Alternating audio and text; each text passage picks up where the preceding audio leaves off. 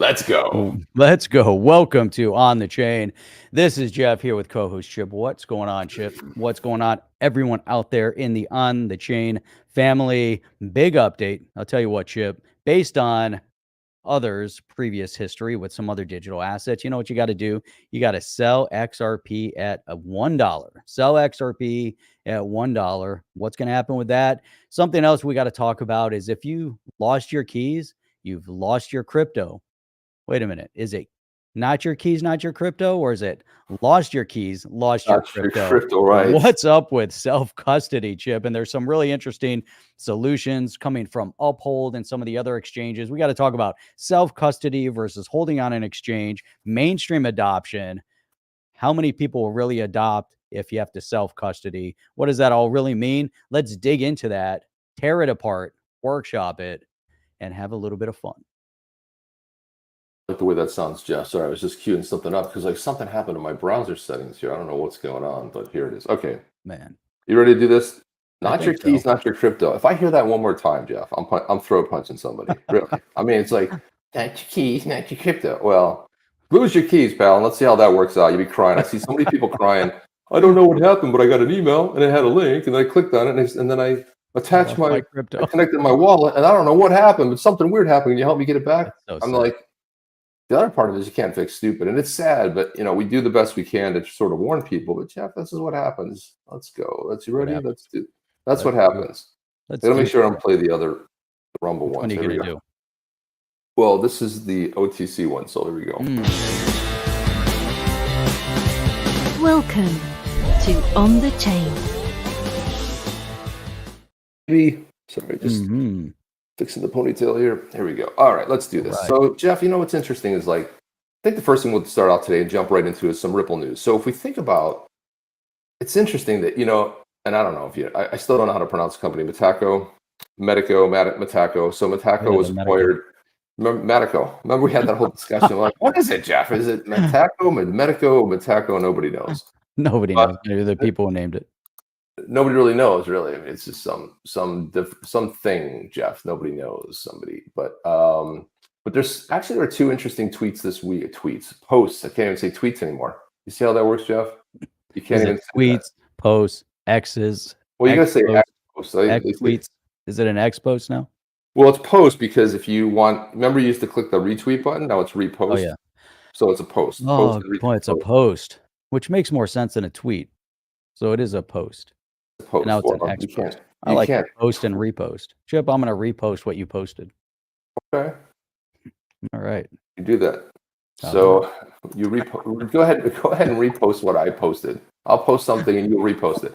I'm gonna repost what you reposted. Okay, we'll repost it together. There we go. So Metaco put out this tweet right here. Read more about the expanded partnership between Metaco and BBVA, which we know this bank pretty well. At least I'm pretty familiar with it here in the. Yes. So BBVA, of course, I can't read it because it's Spanish, but and also BBVA Switzerland to embark on a new stage in its crypto strategy, characterized by the highest standards in security and operational agility. And as we know, and so this is interesting how we're seeing how this really affects the banks, right? The banks actually custodying crypto, and then got this cool little Bitcoin graphic. So it's owned by Ripple, and they put a Bitcoin graphic.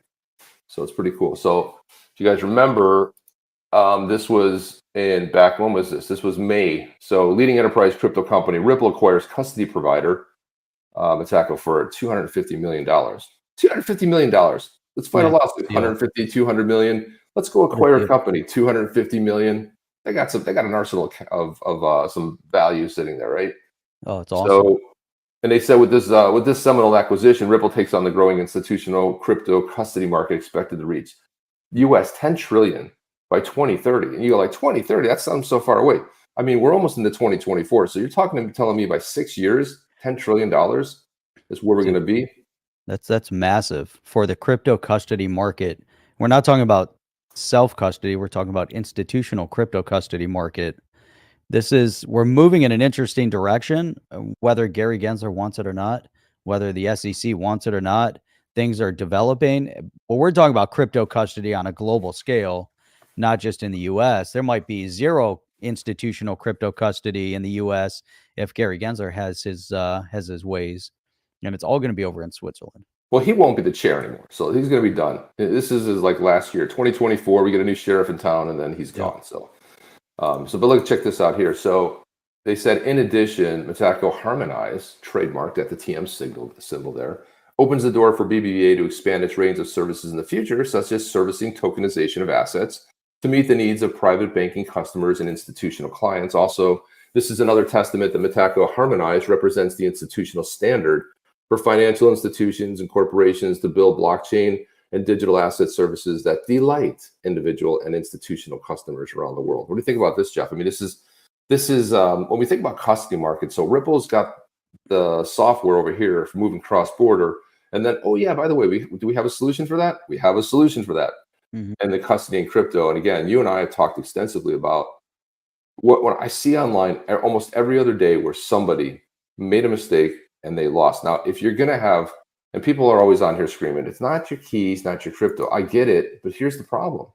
If you are in a scenario where if you want mass adoption, okay, for the people that know a little bit better, go ahead, self-custody. But at some point, the smart ones, Stephen Thomas, former chief tech officer over there at Ripple, lost the equivalent of 280 million Bitcoin. Dude, I don't know if I get out of bed the next day after that. I'll be honest with you. Like if I lose, I mean, we've all had like mishaps where you lose a little bit of money, or you made a mistake, or something happened, or you're trying to transfer it, or you didn't put the tag. There's something that happened. You feel bad about it. How do you feel about losing a key that had access to $280 million? Yeah, that's a whole different world, Chip. If you're going to lose that kind of number, and I'm kind of reading through some of the comments right now, and it's unfortunate. I think we've all fallen into some of these traps in terms of whether we've accidentally sent something to a wrong address in the beginning, and then now you're kind of terrified, or putting it on the wrong exchanges. I look at the number that I've got tied up on Celsius in Bitcoin and Ethereum, and it's a little bit sickening, and I'm hoping that at some point I get those assets back. And I fell into that trap, to trust a platform like that, which kind of went against my better judgment, to do that. But I'm like, hey, let me try it out, and I'll put Bitcoin and Ethereum over there, and there it sits, and hopefully as we go through their bankruptcy and settlements and everything that they're working on, we'll see some access to it, which is then you lean back towards, hey, self-custody is the thing. But then you bring up Stefan Thomas and you're like, well, wait a minute, he kept it on his hard drive, and wait a minute, he lost the password to his hard drive, and now he has no access to all those assets. And people that lose their keys, or if you lose your seed phrase to your Ledger Nano, or I mean a whole host of things as you start self-custodying. When you're talking about 10,000, 20,000, 30,000, it hurts when you lose, $30,000, $40,000. If you lose $1 million, if you lose 10 million, 100 million, 200 million, now all of a sudden you're like, well, wait a minute, maybe I shouldn't be self-custody. Maybe there's another solution that's better. Maybe there's a financial infrastructure through the banking infrastructures that might be there to help and support us, so that there is some protection. Maybe. Yeah, maybe that's the whole thing. But the other part of that is that there's so much in the self-custody. I mean, we've all had that heart skip a beat when you're like, oh, I just moved it. Oh, it's not there. Oh, I'm waiting. So you're kind of waiting in this whole thing. And the whole thing with self-custody is because so many exchanges had some faux pas. And Jeff, bringing up the whole Celsius issue, Celsius, the organization that Michael out of Miami, can't think of his last name, but he moved from San Francisco to Miami. But he put a plan together with his company I think it's called Fahrenheit. He put a plan together to actually return all of the crypto to the rightful owners. You know who blocked it? The SEC. That's right. And that's disgusting too. So there's the power play. And I think we have articles on how the SEC is actually continuing to harm investors. But you're right about that. Fahrenheit had a good solution to return assets, or at least stock, to holders of Celsius, and try to make people whole again. And that was the objective. And the SEC said, no, we're not going to let you do that. No, we're not going to allow staking. No, we're not going to allow Bitcoin mining. No, we're not going to allow all the paths to make people whole again. and the SEC is undermining it. And I think it's in opposition of actually the court, because the court had approved the motions to move forward and the bankruptcy. And so then the SEC kind of stepped in and Kind caused of some stepped in. problems. Yeah, and that's one of their main tenets, right? Which is to protect investors. What they have to Destroy do is, what we have to do is redline that and say protect and insert institutional investors, because those are the people that really invest. They're not. It says investors, but why don't we make it true and put the word institutional in there? We'll be right. So also Metaco came out with this one. And this is a big deal, I think, right here. We worked with our partner IBM to build Hyper Protect Offline Signing Orchestrator, OSO, a new technology to deploy cold storage for digital assets, which addresses the requirement of top-tier banks and financial institutions to dive deeper. Now, what's really cool about this, so I already read a little bit about this, but I want to jump into like the important part. Now, what's interesting about this, and IBM is the one that kind of made this announcement here, but OSO is designed to address the limitations of current cold storage offerings for digital assets, including the need for people to perform manual procedures for the execution of a cold storage transaction. Even on the institutional side, it's very complicated, right? You have multi-sig and all. There's so much stuff that goes into it. So what this does is it helps protect high-value transactions by offering additional security layers, including disconnected network operations, time-based security, and electronic transactions, transaction approval by multiple stakeholders. And it also is a policy engine that brokers communication between two different apps that have been designed not to communicate directly with each other for security purposes, right? So they're kind of taking they're de-risking a lot of the problems that happen. And we saw this happen with, there was a, I don't remember the name of the org, but there was a company that kind of disintegrated because they were institutional custody and they lost a lot of crypto of one and then another one. And they sort of didn't disclose it until they did. And then everybody else left the platform. Right. Well, you remember Quadringa, right over in Canada. Together. And the guy dies over in India, in one of the areas of India that many wealthy people all of a sudden disappear in, and all of their money disappears too. And they found that sometimes they end up on a beach someplace, living with all their money. But in that scenario, so there's Quadringa talking about cold storage, and he was holding it all on a ledger, and he had the ledger. How do you do that? He had the key, he had the ledger, he had the key. And it was one guy, the CEO, nobody else had access. You have to have a solution like this. If we want mainstream adoption, and that's, to me, everyone keeps talking about, why don't we see mainstream? Why aren't people investing? Even though I saw an article that said 1 in 4 Americans hold Bitcoin or hold crypto at this point, but I don't know if that's true. That's true. And maybe they've dabbled, maybe they've experienced because of a family, but no one's really, 1 in 4 aren't heavily invested in crypto until there's protection, until you have a solution like that where the institutions are protected, because the institutions are the ones where the average investor is typically, that's who's holding their money. That's how they're investing into the product. You come to a Fidelity, you log into your Fidelity and it says you can now hold Bitcoin, and it'll be your key to the Bitcoin, or they'll protect your Bitcoin. Similar to what we see over on what's that stock? Robinhood, right? Robinhood, you don't own anything, right? Though you don't have keys, you don't have anything, and all your assets were pretty much over there, pretty much, and you couldn't move it. But as long as Robinhood is okay and doesn't implode and close down, if you're holding Bitcoin over there and you don't have the key to the Bitcoin, even though Chip, the overall idea behind the crypto asset is the decentralization aspect where you can move it freely. You can move it around, so it's not like on a stock you have to go through all these hoops to try to move it from one platform to the next. If you want to move your holdings over from Fidelity, you're pretty much going to have to sell all your holdings and then rebuy on some other platform. And so with this, if you own Bitcoin, you should be able to or XRP, you should just be able to move it where you want it. But if you're on a Robinhood, if there's a protective mechanism in place, obviously that cold storage, that vault, like what Uphold is creating, allows for some protections. But it's going to be a matter of where people, the mainstream, are they going to feel more confident with a Wells Fargo or with a Fidelity or with an Uphold or with a Coinbase? And I think that's going to be kind of the struggles. And that's, Chip, what we always talk about. Who's first? Is it the exchange or is it the bank? That do the exchanges buy banks? Do the banks buy exchanges? At what point do the financial institutions get into custody and crypto? How do they do it? And I think we're still seeing that battle being waged right now. The technology wasn't there yet, for mainstream adoption. It's stuff like this with Metaco that's allowing for mainstream adoption for crypto assets.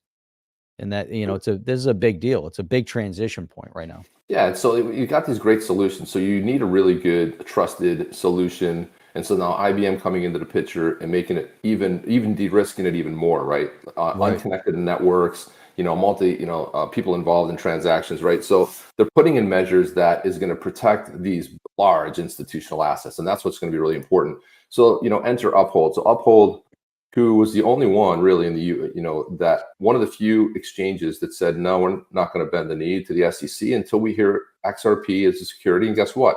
It's not a security, but they never did hear that. But they were the ones, and they also just recently signed that agreement with Ripple that allows them to, they're also connected, I think something like 22, 23 exchanges, and they're going to be a liquidity partner. So it's really amazing. But this came out the other day. Uphold Vault is here. It's our state-of-the-art self-assisted custody solution built to keep your assets secure and protect against private key loss. Here's a brief overview.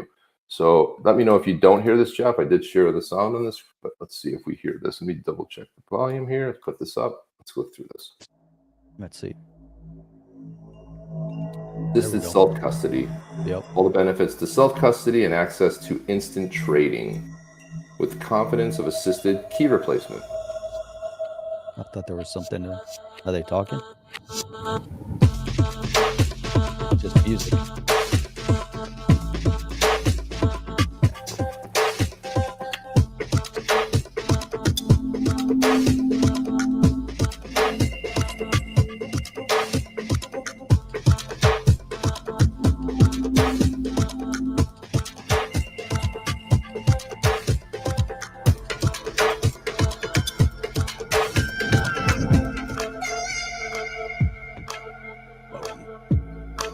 XRP.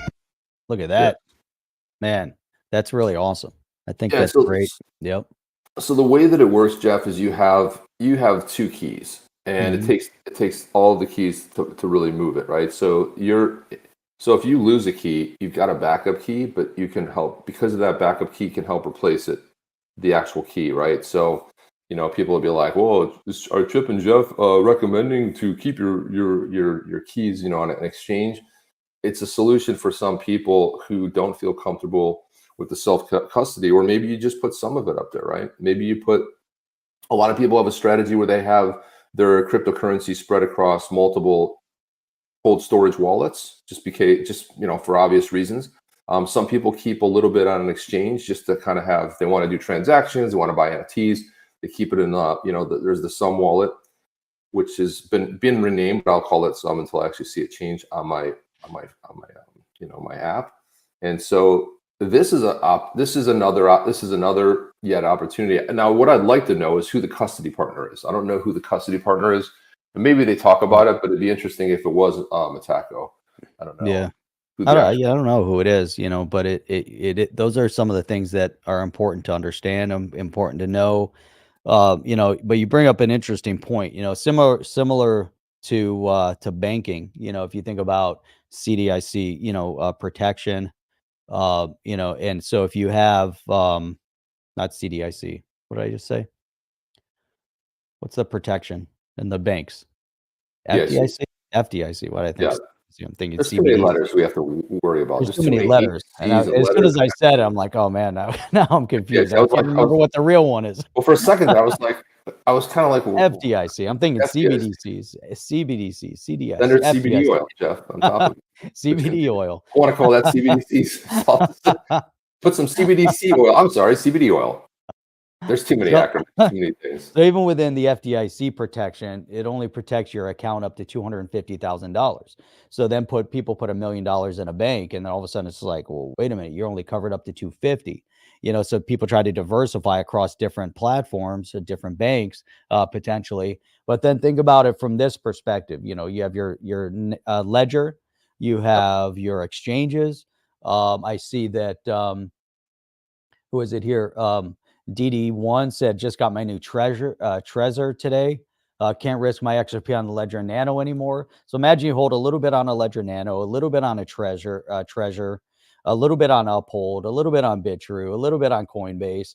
Now all of a sudden you've kind of spread the wealth around a little bit, so if something happens, you're losing one aspect. You're not losing your entire portfolio, which is what's scary. I think that's scary to a lot of people. I feel more confident when it's split up. So that even if you get hacked on one thing, then it's like, okay, I lost what I have there, but I didn't lose my whole portfolio.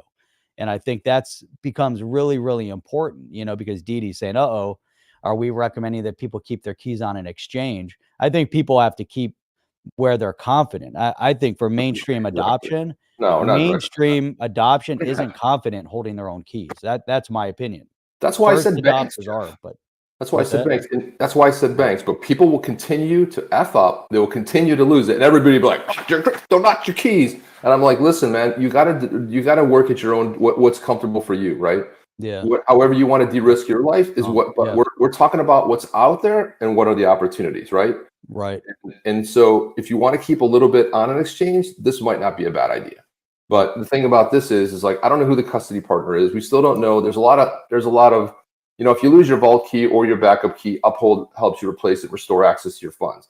Now, I'll tell you a fun story. Put the Trezor tweet back up there. Let me talk about Trezor. I'm not putting anything on Trezor, dude. My buddy and some of his friends, I'll just say one of my really close friends is a major Bitcoin maxi. Okay. We've been friends for years. He has a Trezor, and guess what? He lost some Bitcoin. Now, this was a couple years ago when Bitcoin was a lower price, but still, he lost it. He knows two other people that lost it on Trezor. Trezor's out. Go ahead, keep it on Trezor. Good luck. I know too many people have heard too many horror stories about people on Trezor losing it. It's defective. It doesn't work. Oops, sorry. Couldn't restore it. Good luck. That's my concern is Good restoring luck. it with your seed words, and I look at my Nano, I've got a couple of them, but then I look at, I haven't had issues. The only platform I've really had major issue with up to this point is Celsius. And unfortunately, the warning signs were there ahead of time, but now we got to wait. But you got the Zum wallet, like Jason is saying, it's easy to use. But I don't know if I'd feel confident putting my entire portfolio over there. I have I wouldn't want to everything spread out there. I have things spread out everywhere. Why? Because you want to de-risk it. If something goes down, you're okay. You put it all on Trezor, and you're like, oh, no, not your keys, not your crypto, and that thing fails, and you're like, oops. Yep. What are you going to do? It's like, look, that's with everything. Coinbase, it's just like anything. Down, you're done. But yeah, think about the investment strategy. You can put everything in XRP, cool, if you want, but a lot of people tend to want to invest in multiple projects. They want to have buy multiple stocks. Some people feel very excited about, I'm just going to buy Apple, I'm going to buy IBM, whatever, Microsoft. That's fine too. But with most investment strategy will tell you that you want to, again, de-risk a little bit, and you want to be able to invest in several projects, right? And this is the same kind of approach that I take too. It's several things, because if one goes down, why? Because yeah, it's in a safe place. Yeah, it's great. Yeah, I've got my seed phrase written down. But guess what? Something happens, man. Life is how it works. And if everything's on one, I just don't feel comfortable myself. But again, with Jeff, our advice is you have to do what you feel is comfortable. We're not recommending. We're simply telling, for some people, this may be an ideal solution. But there is a lot of risk involved. There is, yeah, but it's good to see. I mean, what we're talking about today is the development towards mainstream adoption. Mainstream adoption, Uphold putting solutions together. We saw the bank over in Switzerland putting solutions. There's a lot of solutions that are being developed right now to simplify the holding of crypto assets, but also to protect your holding of crypto assets. So you can take a little bit of the responsibility away from yourself. Now, if you decide you want to put gold coins in a safe in your house and your house gets robbed, then you're going to lose your gold coins. If they're in a bank vault and the bank gets robbed, you're losing your gold coins. Cash, same thing. So, but Stephen Gould is bringing up an interesting point. Some have guns, but the main problem might be loss of electric power. Then what? And that's a good point too. If an electric grid goes down, you're screwed.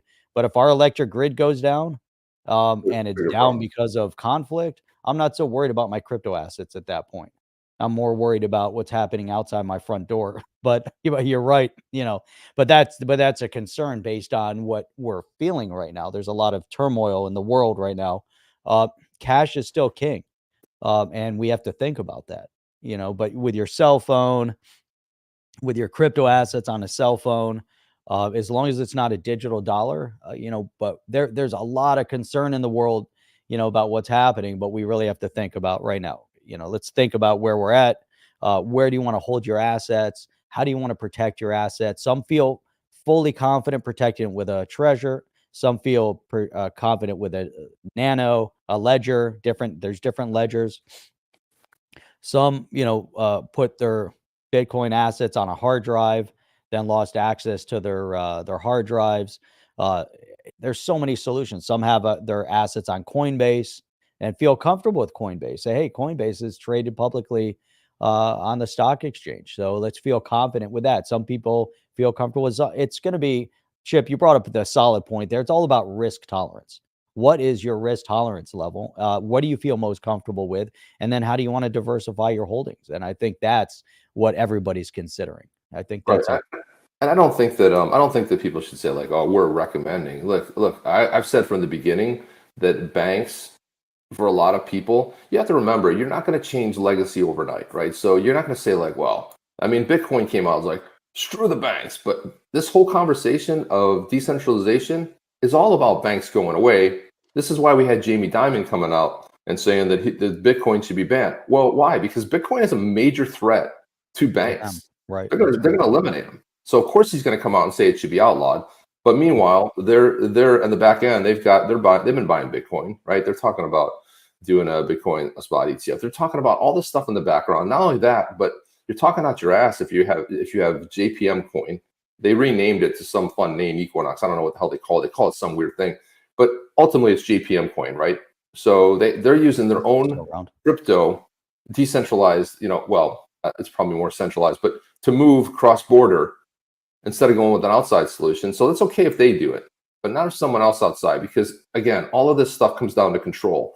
Central banks, anything with the word central in it's not going to be a good solution. Centralized, central bank digital currency, all of this is bad, right? And so then you want the banks don't really, if they don't adapt, they die. We saw this throughout history. When the internet came around, all of a sudden these online publications, we'll just take the newspaper and put it online. But how do we make money? People pay for the newspaper. And funny enough, I go to my parents' house and there are like stacks of newspapers. I'm like, you guys read the newspaper every day? I'm like, I've never opened a newspaper. I've never read a newspaper. I mean, if I go there, I'll pick it. I don't even like the feel of it in my hands. And it's just nasty, right? And I don't trust any of the news anyway. And you read one story on the front page and you got to go like find it like on page 7 to read the rest of it. It's like, I'm like, let me just click. Can I just click somewhere and find it? Like I would never consume, that way. But it's so funny. But what happened? Like all of these, if you don't adapt, you die. You just die out. And so the banks really did. Years ago they used to prey on the underserved community where if you had an overdraft, they charge you $45. And if you didn't replenish it, they charge you another $45. So not only did you overdraft your account, but now you owe the bank $300 because they keep hitting you up for charges, right? Yeah. Congress stepped in and said, like, all right, back off. Let's not get crazy because that was one of the ways that they made their fees. That's how they made money. They were preying on, the lesser community. It's ridiculous. Yeah, they are preying, and this is a big problem with the banking infrastructure, and that's why there's so many people that remain unbanked, was mainly because of the cost of banking. And obviously that has gotten a little bit cheaper over time. But Jim D is bringing up an interesting point too, and I want to bring up some commentary over here on Rumble. But Jim D is saying risk of crypto loss is another fear-based marketing op to sell insurance. And I believe that to an extent also. There's always fear mongering. They'll bring up some key cases, but I think some of the cases we bring up where people lost, it's a legit concern, right? You lose your ledger, you're screwed unless you have your seed phrase and try to resurrect it again. Stefan Thomas has no access to his hard drive, no way to get his $250 million. He put it on a a cold storage wallet that Cold storage. allowed for 10 tries. In other words, if you Right. got it wrong. Yeah. And he has no access to it now. The weird part, there's an update to this story. I just read this the other day and I was kind of surprised. Somebody reached out to a hacking group, said, look, we can get your Bitcoin back. Right. Yep. And we can do it. Said no. He said no. The reason I heard it, the reason in the article that he said no was because he had already engaged with another company, right? So they take a piece of it, even if they take 50%. You know, Right. I mean, the way Bitcoin's flying right now, I mean, he'd be, you know, so what? Get $100 million back, whatever. Yeah. To me, it's like at that point, you don't even have to work. You don't have to do anything anymore. You can set up foundations. You could do some more investing. You could do some good in the world, right? You could help. You could start up some schools and impoverished areas. You could bring water to areas. I mean, there's so much fun, good stuff, amazing stuff you could do. You could play hero with that kind of money, right? Yeah. What was Didi saying? No, he was saying that we're promoting the exchanges. Put all your assets on the exchange. He was saying it was a joke. Yeah, we know. But just real quick. So made after death. Bringing this up, banks are worried about cash. We just talked about, you know, some of the banking issues you brought up. I used to be able to pull out 300 pounds a day or 300 pounds each time from an ATM. Now it's 250 pounds. So they are making it more difficult, more challenging. And, you know, so that means that they don't want you holding cash. They're trying to make it more difficult to hold cash. That's for sure. I went to the bank the other day to go use the ATM to get cash out. The main doors to the bank were locked when they should be open. You normally get into the vestibule area to get to your ATM. You usually have to use your card. Scanning the card. Yeah, I kept using it first. I was trying to open. Then I tried using the card. It kept beeping, but it wouldn't open. But the reason why I had to do that is because the drive-up ATM wasn't working. And I'm like, seriously, drive-up ATM not working. I can't get inside the bank. So they lock your doors, don't let you get out cash. They really, I'm like, well, I got the credit card. I'm not 100% worried, but imagine, you know, that's a reality, is that they're making it more challenging to try to get and use cash, especially over there. You know, if you go over to Europe or to the UK, where they're trying to have a major push right now towards the digitization of their currency asset. That's incredible. So also too, I mean, on the heels of that, it's an interesting week in crypto, I guess. I mean, what's going on? But Coinbase kind of stepped up too. This is interesting. Again, an interesting solution here. But they came out with a send money anywhere you can send a link, easily, instantly, and free. So let's take a look at the promo video they put out on this.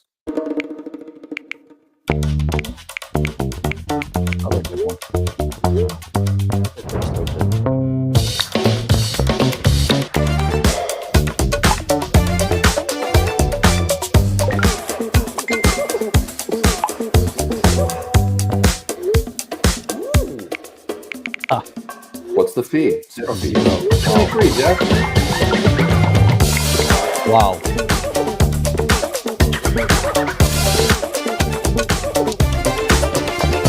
Let's not do TikTok. They can remove TikTok. Not sending money over a Chinese platform. Take TikTok out of the equation. Take that off of there. But man, that's I'll tell you what, Coinbase is hitting it out of the park right now. It's really amazing. Everything that I've seen with Coinbase, all that. Look at the past few ads talking about freedom, and now they're talking about ease. You know, move your money easily. Free. And, free, not just easy, but free. I love it. Wow, very cool. Like, wow. Yeah. Did crypto not send to security? There's no way Coinbase doesn't have all this ready, waiting for a bull run. They want mass adoption, right? That's of course. Yeah, it's not like they just rolled it out yesterday. They're like, hey, we got this great idea. Let's roll it out tomorrow. they've definitely been working on this and waiting. Then you got Forrest says, why do this custodially and centralized when you can do it non-custodially and decentralized with Nano? X, and then just coin X and O. So you want the ability to KYC and censor people. You're rebuilding the banking system, just less secure and less regulated. You failed the entire idea.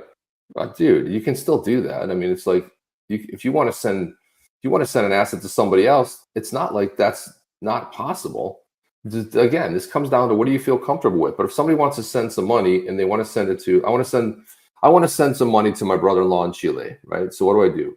I ping him and I'm like, "What's up, bro?" And then I say like, "Hey, here it is. I'm gonna give me 1 second." I go, "Did you get it?" "Yeah, got it." Click, done. He already has a Coinbase wallet. Done. He's got it. It's done. It's instant. So, but if you want, hey, Listen, bro, go ahead and get yourself a cold storage wallet, or let me send it to you on exchange. You can move it off the exchange. This is the problem with crypto. This is why we don't have mass adoption. These solutions are making it easier for people. And if you're just sending some value, and the person has it in their Coinbase wallet, and they want to transfer it back out to USD in their bank account, they do, right? It's like you have the choice to move it where you want, and there's no fee. So what just happened in that process? Well, somebody new just went ahead and got I think I have this queued up, a Coinbase wallet. That's it. They signed up to Coinbase, got a Coinbase. Oh, wait, that's interesting. What's all this other stuff here? It's a phenomenal way to onboard new people and make them aware of what's going on, because they didn't pay anything for it. And if you send money, talk about sending money cross border. If you send it, and one of the things I loved about the video is they highlighted the fact that almost none of that was in English. It was all other languages, right? So they're telling you that you could send money to Europe, you could send money to Asia, and it's not going to cost you anything. And if you want to like get it out of there and put it in yen, great. If you want to buy stuff with it, cool. It's a good solution. It's interesting. And again, this is a way of sending value. And again, if I send USD and somebody else in Japan wants to, gets it in yen, great. So it's the value that sits in your Coinbase account. And so again, these solutions are paving the way for mass adoption. And don't you think, Jeff? I see two platforms that are going to be fighting it out right now, and it's Uphold and Coinbase. The two of them are doing things that are, moving towards where the banking space is more than anybody else has ever accomplished. And they're both trying to simplify the process. So Uphold with, hey, here's the vault. You can self-custody, but we're going to help you and we're going to protect your keys. And Coinbase is simplifying the process of moving assets and moving money, making it free. They're still fighting the case against the SEC. So, they still want to offer staking. They want to offer an interest-bearing holdings. There's all these things that Coinbase is doing and wants to do. And it's made after death over here on Rumble is saying that his little brother signed up for Coinbase and putting in 10 pounds a week. And that's how it starts, 10 pounds a week, then 100 pounds a week. And so made after to say he's going to be a crypto person. And that's great, but that's the adoption. And Coinbase makes it easy to do. You go onto Coinbase, you can automate your investment, and it would just pull every single week, whatever amount you want, and just put it on autopilot. Then now all of a sudden you're investing in digital asset, behind the scenes. And it just makes it, and they've done that for a while. They've offered that solution. So I think that's great. And Jim D over here is saying, waiting for banks, Fed, Treasury, and who to make soon to make policy statements that they have deemed cash too biofilthy to be handled due to the risk of catching cooties or a new virus strain. And that's very possible. They did that during we saw that kind of a direction where they try to make it, currency is dirty and you have to use your credit card. And, it's crazy. We can talk about this a little bit tomorrow when we get into the insanity of what's going on within the United Nations. Even now they're trying to get people to stop eating meat.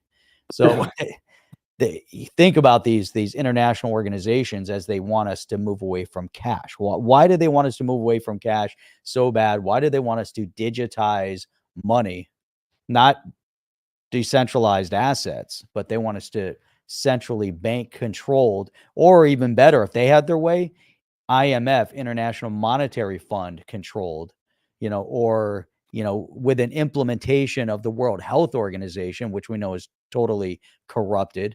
So imagine you have the IMF and the WHO and somehow the EU involved in the decisions over our money here in the United States.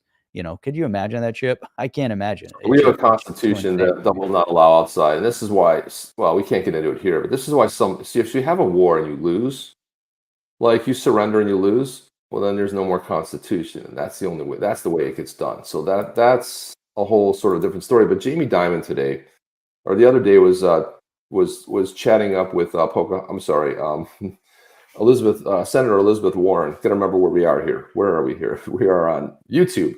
Etc. You pointed out hang on a second, that's the wrong video. I put the right video up here. I got a couple on Jamie Dimon. Jamie Dimon. Yeah, Jamie Dimon. Another. Here we go. Crypto, Bitcoin, etc. You pointed out the only true use case for it is criminals, drug traffickers, anti-money laundering. This is great. Now look at the dude next to him to the left of him here, right? Watch his face as he tells about this. So this guy here, the train left the station a long time, son. You're nobody. Okay, you're running an organization that's on decline. J.P. Morgan Chase is not doing well under your tenure. Okay, and we'll get into it with the amount of fines and BS around it. Okay, more so than anything in crypto. J.P. Morgan Chase is a corrupt, degen organization, right? But just watch this dude's face. Let me back this up a little bit, and just listen to the nonsense. And who is he talking to? Senator Warren, right? Who herself pretended to appropriate another race for her entire career, get a $400,000 tenured professor, gig, and oops, I guess I'm less than 1/10 of a Native American. Oops, sorry, I defrauded the American people all those years. For her whole career. El Jefe is saying that that's the CEO of Bank of America. Doesn't matter, the same. Bankers. That's who it is. That's who it is. E&I is saying, hey, don't forget about the BIS. Bank of International. Yeah, you're right. That's another one that's in. They're trying to steal our money.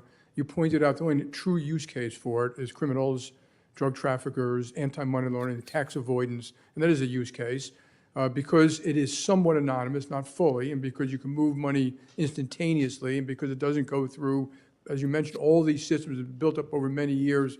Know your customer, sanctions, OFAC. They can get bypass all of that. If I was the government, I'd close it down. Okay. Of course he would close it down. It's direct competition.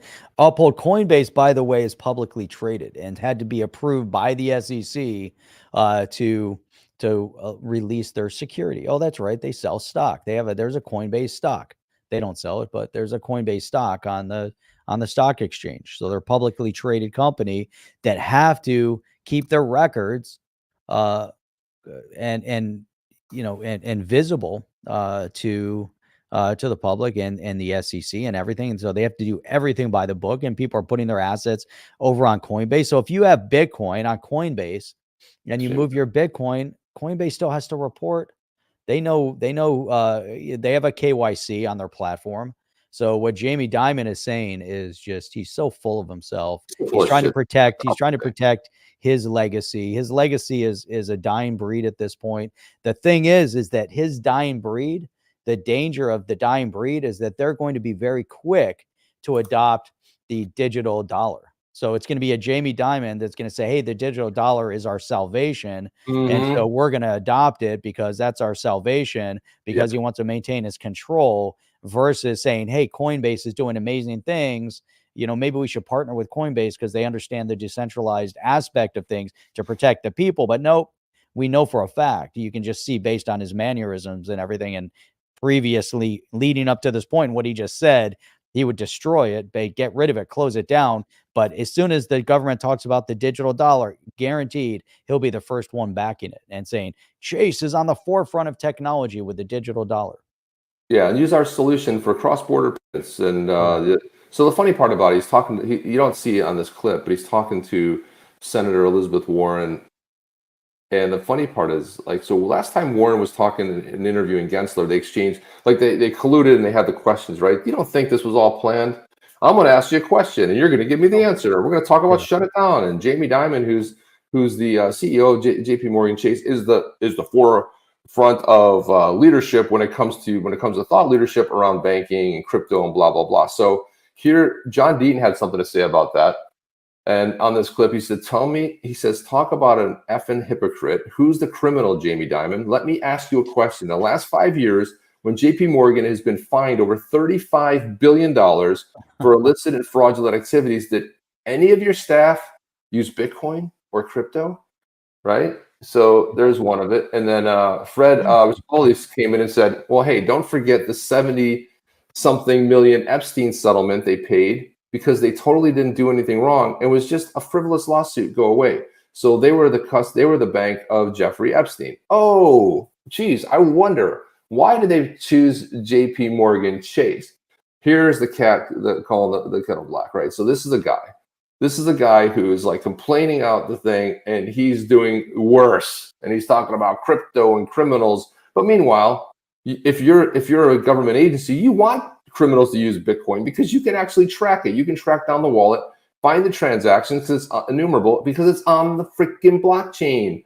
How do you, unless you mark fiat currency. How are you going to know? Of course, I had to step in and say, well, hey, don't forget about the ship seized with $1.3 billion in cocaine bust that was owned by JP Morgan Chase. Just a coincidence, Jeff.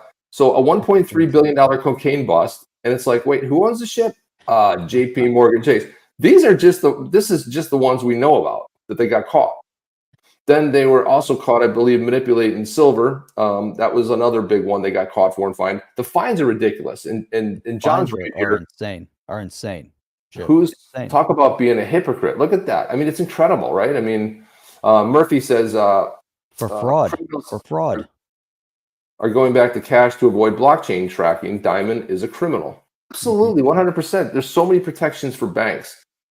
So, honestly, like what does a business person do, Jeff? A business person analyzes risk, right?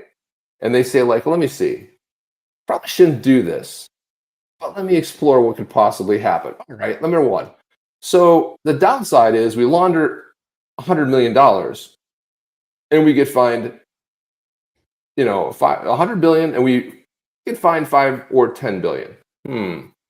There's no really cost involved. There's no margins involved here. So 90% profit. Let's go for it. There's no downside for them. Well, not a big problem. We're a bank and we have protection. Until cryptocurrency comes along and KYC and everything else, but you can go around that. That's right, Jamie Dimon. We can. You can't, but we can.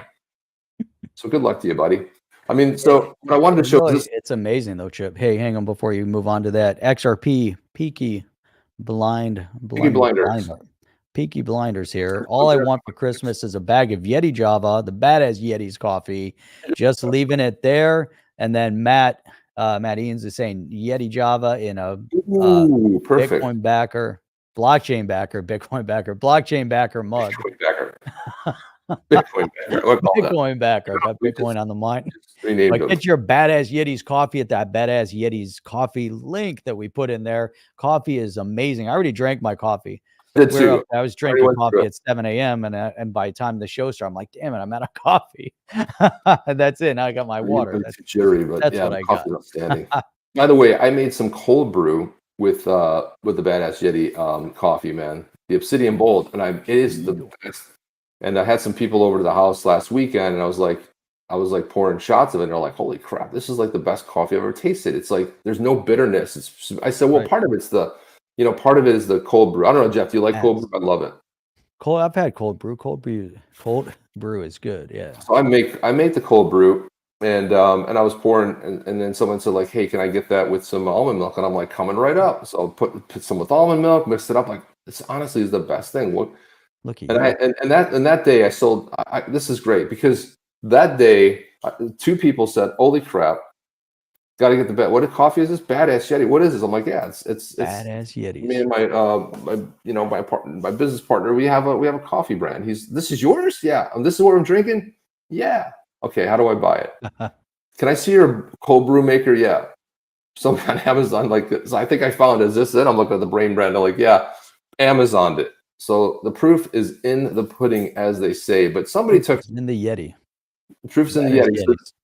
So Jeff, somebody took that Jamie Dimon testimony, and they had a lot of fun with it. Page for it is criminals, drug traffickers, anti-money laundering, tax avoidance, criminals, drug traffickers, anti-money laundering, tax avoidance, criminals, the largest corporate fine at the time, criminals, $13 billion, that's billion, criminals, for selling that securitized mortgage loans, ruining people's lives, taking their homes. criminals, drug traffickers, anti-money laundering, tax avoidance, criminals, drug traffickers, anti-money laundering, tax avoidance, You say you didn't know, okay, bro, you were the CEO, come on, look in the mirror, traffickers, you were a pedophile baker. criminals, drug traffickers, anti-money laundering, tax avoidance, criminals, drug traffickers, anti-money laundering, tax avoidance. God. 20 times of cocaine. Now that's what I call drug trafficking. On a O2O. Jesus fucking Christ, bro. Criminals, drug traffickers, anti-money laundering, tax avoidance, criminals, drug traffickers, anti-money laundering, tax avoidance, criminals, drug traffickers, anti-money laundering, tax avoidance, criminals, drug traffickers, anti-money laundering, tax avoidance.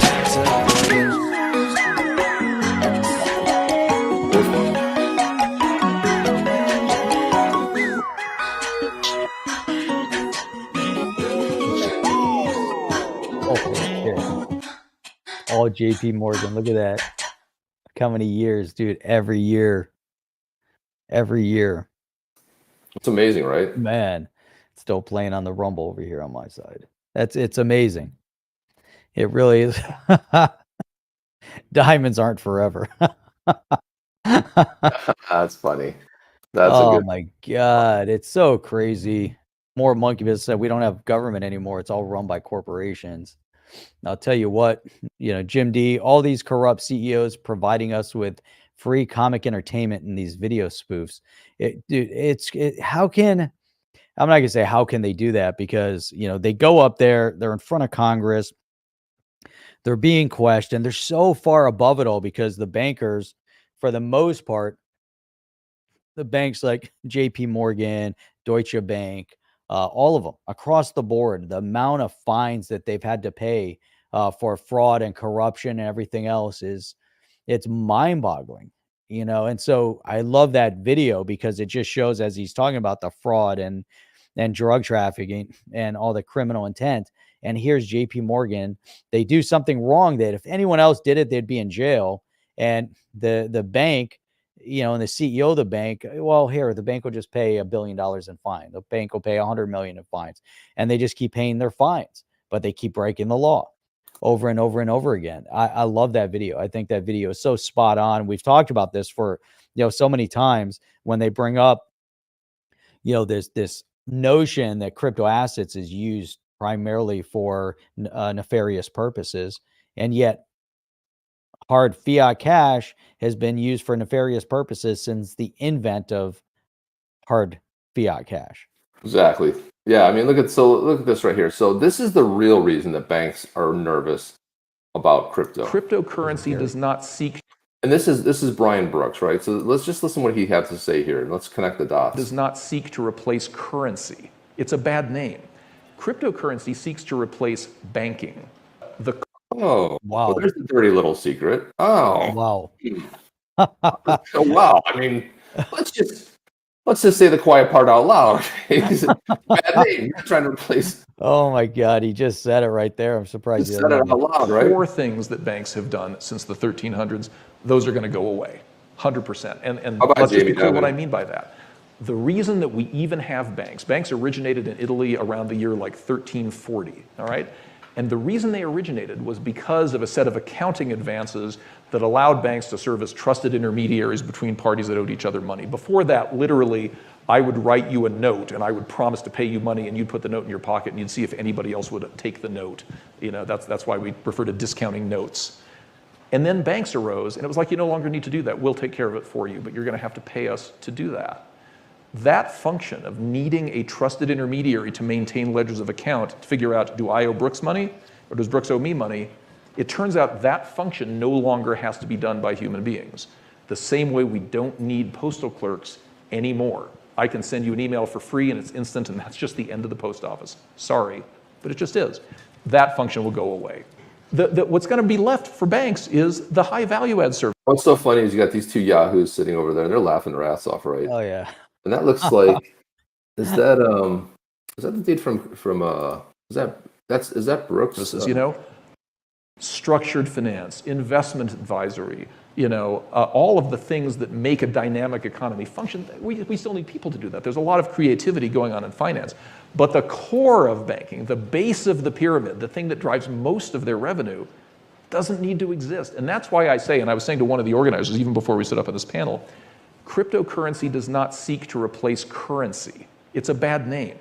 Cryptocurrency seeks to replace banking. There you have it, Jeff. What are your thoughts on that?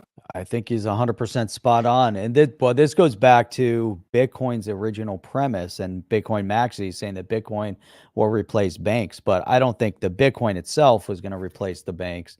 But he's right. Brian Brooks is right. You know, it's about the infrastructure. The infrastructure that's being built right now through DeFi is making it such that we don't need it. Look at Coinbase. We just played the ad, move money to anywhere in the world. You still need the infrastructure, though. Coinbase is still needed, but you don't need the human element behind all the different transaction. So you need someone that designs and develops the software. We can do it through the Zum wallet. I can send you asset through Zum. But someone had to develop Zum. So there had to be, but once that's in place, the infrastructure is in place, we don't need all the intermediary. And that's what he's referencing. The idea, the function of the bank, that's what he's saying, the high performance aspect of things. You know, you still need some human element to it. And eventually maybe that goes away too with AI. You know, eventually AI, plays an intermediary point to where it becomes more communicative. But you need that third party in a transaction establishes trust. If you can establish the trust for the transaction, which is what he said, do you owe me money? Do I owe you money? How do we make that transaction happen? You're up there in Boca area. I'm down here. You know, we need to move money to each other. How do we do it? Well, I'm going to do it through the Zum trusted source, and I'm going to move it to you. And I trust that it's going to get to you, and vice versa. And when you get it, then you trusted that you got it. So there has to be that third party intermediary, but you don't need people. And that's his point, which is it's very, very important. Yeah, you want it decentralized here. So this is another one. Let's play this one before we get out of Gary here. Gensler, he's the So this is CoinDesk. Sorry, there's Coinbase is doing good thing. CoinDesk. I don't know what's wrong with these people, but they have some sort of a mental disorder. But here we go. We all love Gary Gensler. He's the Taylor Swift of regulation. I don't know what this guy's talking about. The Taylor Swift of regulation. Sorry, that is not. I hope this is going to end with a joke. Well, it kind of does, but it's not the joke you would think, Jeff. It kind of ends with something ridiculous and stupid, but here we go. When I walk in the room, I can still make the whole place shimmer. Nice. We all love Gary Gensler. So this ends with Gary Gensler sitting there and some cutout cat jumping on his shoulder. And what they've done is they've taken a time cover and they've scratched Times most influential. So they put CoinDesk's most influential 2023. Jeff, this is pure ridiculous stuff. But then, hang on a second. So Gary Gensler, this is even better. Oh God, I don't know. Is it better? I don't know if it's better, but it's something. So Gary Gensler put this post out on X. To that video, he said, "Thank you, CoinDesk," I guess. So Gary makes a funny, right? He's like, I guess it's something thankful, because if you look at it, I mean, we don't need to hear the sound on this, but he's just most influential for good or bad. When you see this cat bouncing on his shoulder with the silly music, is that really? And he looks over at the cat. I mean, I don't even know what this is, Jeff. I have no idea.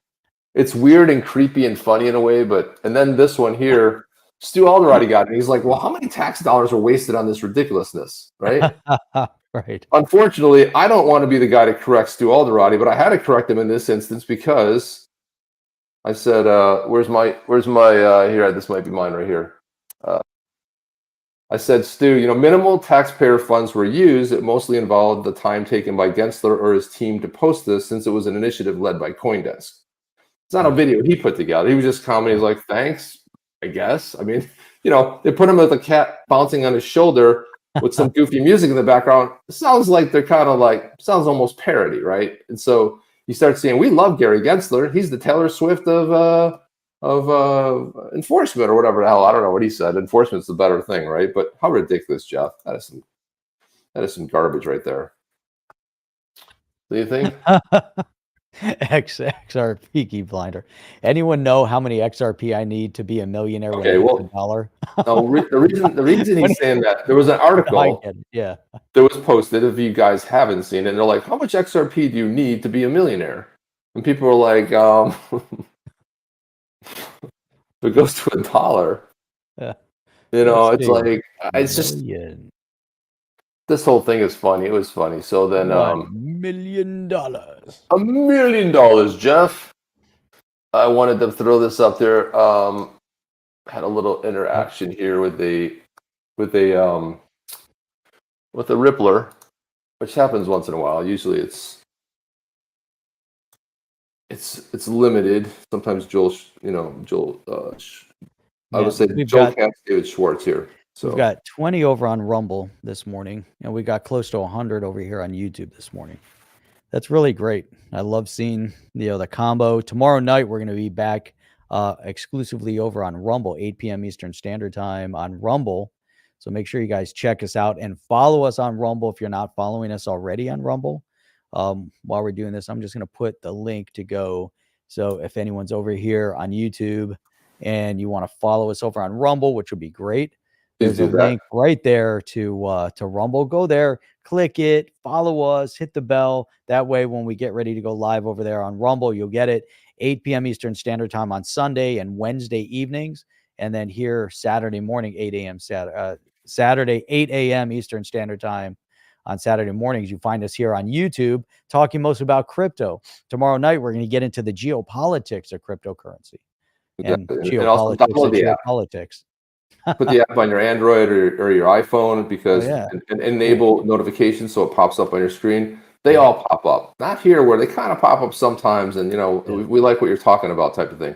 But I wanted to throw this up. So Emi Yoshikawa, she runs Web3. Let me see what her official title is. Web3 and Crypto, VP of Strategic Initiatives. So she says, I'm happy to see, this is kind of cool. I'm happy to see that a number of creators issuing NFTs has been steadily increasing recently on the XRPL. It seems to be popular for its ease of use. It's time to hold the XRPL creator meetup. Interested people, raise your hand. She put these little emojis there. So I said, I'm like, we're in. And our badass Yetis are joining the adventure. And I said, so I put, the links to both of them. And there they are. Yetis, they're ready to go. She's like, very cool. Would you come to Japan for a meetup? And I'm like, yeah, my wife and I have always had Japan on our travel wish list. Now we've got a great reason to make the trip. And she's like, perfect. So there you are, Jeff. I'm going to go ahead and put this up here if anybody wants to, just see if you guys want to go ahead and support the channel. It's another way you can support what you see here. How beautiful those are. I just dropped that in there, but you can go ahead and, the blue tribe on the bottom and the white tribe up top and a link to both of them. So I just put that X post there. So it has both of the links. You guys want to support, please go over there, use your Sun wallet. Super easy to buy. Really great. It's one of the best products. I'm really a big fan of Sun just so it's so easy to use.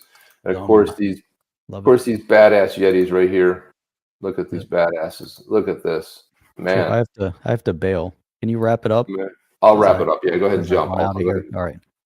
I will wrap it up, but there they are. Wrap it up. All right. I'm out. The badass Yetis. All right, Jeff. See you soon. Later. And here they are, the badass Yetis. And of course, too, let's go to the if I can type today, my gosh, badass Yetis coffee. There you go. With our strategic tagline. Is it any good? Nah. It's effing great. So you can shop here. There's a lot of good stuff. Amazing stuff. I'm drinking the Obsidian Bold this morning, by the way. Very good. People might say it's a little expensive. You got to remember, this is actually roasted to order. Your order comes in, it gets roasted and sent out the next day. And if you've never had fresh roasted beans, you're in for a real treat. And folks in the chat that are fans, they'll tell you it is great coffee. My wife just brought back a whole bunch of coffee from Colombia. And I have to say that I still, even though it's very good, I have to say, it depends on the roasting technique. And so I tend to like a French roast, which this is like a really strong French roast. I tend to like a stronger coffee, but it all depends too. Like the Noir Symphony is a little bit, it's in that neighborhood, but it's a 6-bean mix. So it's kind of cool too, but also very dark as well. But the thing about it is that it's $24.99. However, if you have Yetis, you can go to our Discord, and if you've got a couple of them, you can actually get a discount. We have discounted codes in there. You just got to verify your NFT, and then we have discount codes. And then, from time to time, we'll post that as well. I think next Saturday, we're going to do another badass Yeti giveaway. So we'll be doing that. And so there's a lot of ways you can support this, but this again, this grew out of the whole idea of the NFTs kind of drove this into a real world product. And our people are like, well, what kind of utility do you have? Our utility right now is because of the way it's kind of weird and odd in the United States. Our utility is that it gets you, if you have badass Yetis, it gets you discounts, and if you get up to 20% off. So it's a pretty pretty decent thing. And if you're into coffee, maybe you're not into coffee. I mean, I keep telling Jeff we gotta roll out of whiskey. So badass Yetis is also going through an evolution, if you will. That this site will transform. We're transforming the brand into badassery. We've got a new project coming out very soon. It's another NFT project on a different chain. We're exploring different possibilities. The reason for that is because this particular chain had $500 million in transactions for NFTs since January, whereas the XRPL is still getting going, and I believe that it'll really take off in 2024, especially if we get a nice bull run going, which is, it's about time. We're in that 3 to 4 year cycle, and then it'll be really outstanding. So that's what we have to do. We have another badass one, but this is a little bit different looking than the Yetis, but it is in the series, and it is the badass chimps, and that is we're excited to do that. Once we launch that, we'll tell you more about that as well. But again, excited to expand, and this and the universe will always be on the XRPL as well. But it's just something kind of fun to look at and entertain. So that's it. Wait a minute. So it's just Jeff. Where did you go? No, he's gone. So I'll just pop it over there. I hit the wrong button there. So let's see what else. Let's go here. That cat, talking about Gary Gensler, is not his pet. It's his missus. I've seen him out. Oh, the cat Santi. Okay, there you go. There you go. Yeah, it's a new world of business. It sure is. What is this one? You only need one XRP to be a millionaire because it's got 1 million drops in it. Yeah, but it depends. Yeah, that's true. It depends. It depends what kind of millionaire you want to be. You want to be a USD fiat one, or that's what we do. Mark Smithson comes in late. You're gonna have to start over. We can't start it over. We're actually running a little bit late. XRP will be over $1 in January. I believe you are really onto something. Norseman, what's up? Good to see you. Ashoff Tawel says, I give XRP just 3 days or another to be very close to $1. Yeah, hopefully we'll get there. You always notice that. I've been saying this for a long time, that anytime you see Bitcoin go up, people are like, what's going on with XRP? It's not moving. Well, there's like a delay. It's like, even when on our stream, if I were to go ahead and play it, there's like a 10-second delay. Well, there's like a 3 to 4 week delay.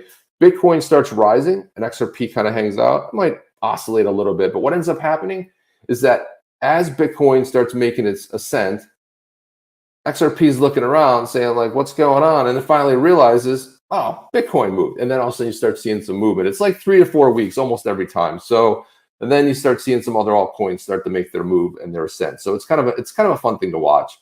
It seems there's a delay, but there's no like formula. It's not like exactly 21 days. No, it's just at some point it catches up. So XRP severely undervalued. It should have hit an all-time high when everything else did in the last bull run, but because of the lawsuit, it was artificially suppressed. So yeah, I mean, let's hit $1 first. Let's break the all-time high. Let's hit $4, and then let's have some fun. Let's see where it goes. But that's all we have. That's all we have today. Declare XRP a stablecoin when it hits $1. No. Say it's not true.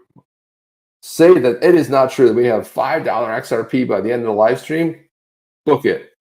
Holy cow. How long are you asking me to live stream for there, Mark? It's like, yeah, we'll do it. I'll be half asleep. You can watch me snore. And then like another day I'll start and we'll be waiting for that $1. And I'll just put everything else in my life on hold. Sorry, Mark, we can't do that.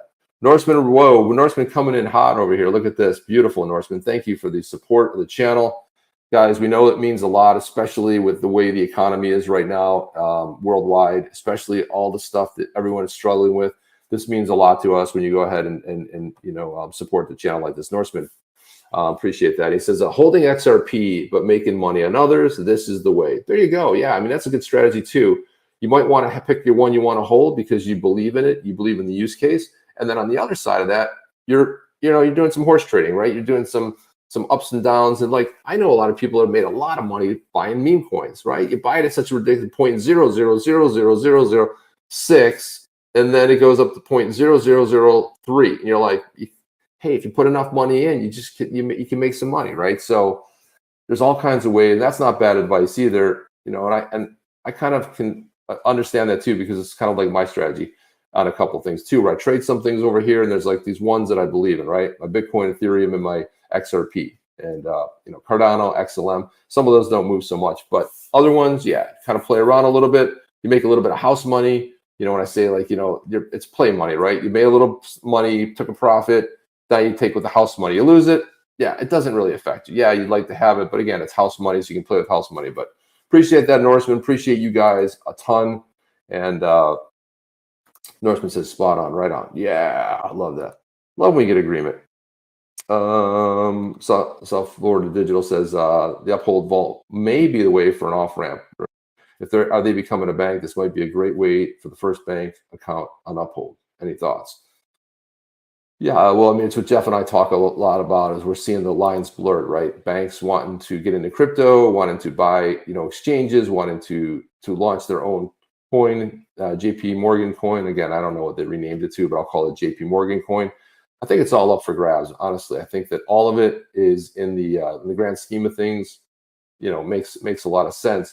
But the way I look at it, it goes back to more what Brian Brooks said. Brian Brooks said it's not about currency; it's about getting rid of the banks, right? Eliminating the banks. And if you think about it, right now we think in terms of fiat currency, right? I live in the States, so I think in USD. So wherever you live, if you live somewhere where they have a peso or a yen or a pound, right? So you think in terms of pounds, like, hey, that's £5, right? I want to go buy a pint. It's £4.5 pounds, right? £4.5 quid, whatever you want. So you think in terms of this. But what happens when we don't think in terms? What if we just think in terms of value, where maybe there's a price on something, but again, you can use any crypto you want to buy it. Uphold is working hard to bring the card back, and so you can put in your account what you want to use or how much you want to use of each, and then you use it like you would. If you go to transact with it, they don't know what you're using. They got paid. So when we talk in terms of value, you could say it costs X amount of Bitcoin, it costs X amount of that. You could scan a QR code, you can come up in your app and say, oh, this is how much I would need of, or you can even list it in the fiat currency. But I think we move beyond that. I think we move beyond the whole idea where everything will be digitized. Well, I'd rather have a digital dollar. I don't want a CBDC. So there is a difference there. So we want to be very careful in how we think about that. That's all I have right there. Otherwise, I'll be on here forever, guys. But thank you so much, Norseman. Pretty appreciate that, man. Appreciate you. Thank you for that. Thank you for the support. Thanks to everybody who has, there's been a lot of Yeti sales recently. So if it's one of you, thank you so much. Really appreciate the support. And also, I want to say thank you to anybody who's been a fan of the coffee. And one of the big indicators is your repeat buyers. So that means you liked it. At least I'm thinking it. Or you're like, drank the whole thing. I thought it was good, but maybe I'll try that whole thing again. So you kind of want to see how that works. So anyway, guys, that's all I have. We will see you guys on the next one. Chip and Jeff out. See you soon. Are you down with OTC? Please like, subscribe, and click the bell to be notified when the next video drops.